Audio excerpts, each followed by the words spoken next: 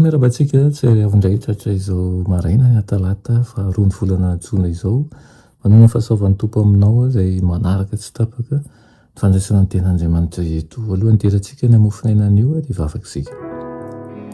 Ny tompo Andriamanitra tolotra anao ny dera ny laza ny asa voninahitra sotranao izay faomenao zava-tsoa lehibe ndraiky itsiny tena ahafahanay mandray ny teninao toany ny fomam-pananay ary atanjaho izay anaran'i Jesosy, amen. Lohatenin'ny mofinainantsika androany dia manao hoe tolona hanana fisainana ara-panahy.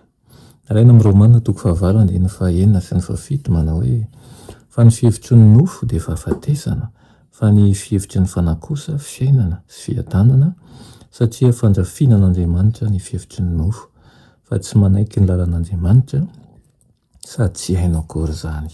Amen.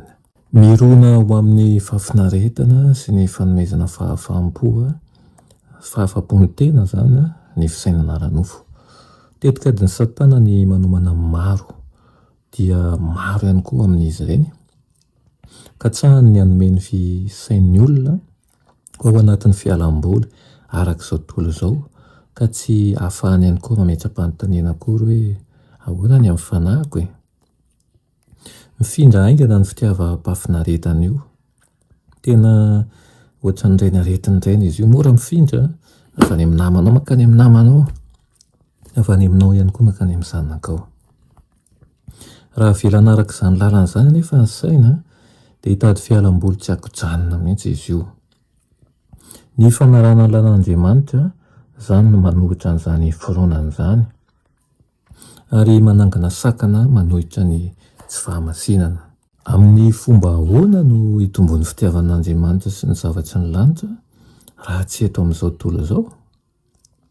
Raha velan-dalo amin'ny fotoanantsika sy ny fifatoantsika rehetra ny fitakiana sy ny fiahian'izao tontolo izao dia hiahosa ary ho faty ny herintsika ara-panahy. Ao amin'ny saina izay voatolotra tanteraka amin'ny zavatra eto an-tany dia mihidy avokoa ny varavarana rehetra izay ahafahan'ny fahazavana avy any an-danitra miditra. Tsy miantraika eo amin'ny saina na ny toetra akory ny fahasoavan'Andriamanitra manova. Miaina ao anatin'ny loza andro farany isika izao, ka tokony hiaro ny lalana rehetra izay ahafahan'ny Satana manatona antsika amin'ny fakapanahy. Ny fankatoavana tsotra, ny fahamarinana dia tsy hamonjy fanahy amin'ny fahafatesana. Tsy maintsy hamasinina amin'ny fahamarinana isika. Ny kilema rehetra eo amin'ny toetra dia tsy maintsy resena, fa raha tsy izany dia izy no handresy sy hifehy antsika. Aoka tsy hangatakanjo fa hanomboka hanongotra ny ahi-dratsy rehetra eo amin'ny zaridainan'ny fo ary amin'ny fahasoavan'i Kristy.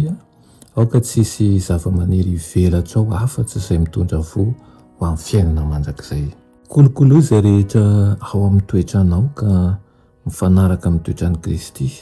Azony tsara izay marina, mahitsy, ara-drariny, madio, maty ho tia ary tsara laza, fa ary io kosa izay rehetra tsy mitovy amin'ny mpamonjy antsika. Ny fanahy rehetra izay azo ny fiainana mandrakizay dia tsy maintsy ho tahaka an'i Kristy. Izany hoe masina, tsy manan-tsino, tsy voaloto, voasaraka amin'ny mpanoto, dia mety hametra fanontaniana ary hiteny hoe izany ve dia ho tratra. Matokea tompoko fa amin'ny herin'ny fanahy masina dia mahavita ny zavatra rehetra ianao. Koa mahay re zara, atombohy teny izao ny ezaka rehetra ary aoka hitodi-doha sy hifikitra amin'i Jesosy Kristy irery ihany isika. Amen. Vavakisika. Sotranao izay iray hony amin'izany teninao izany.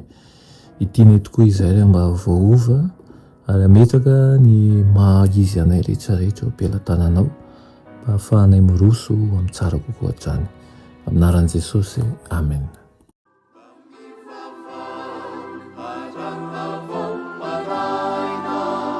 Saru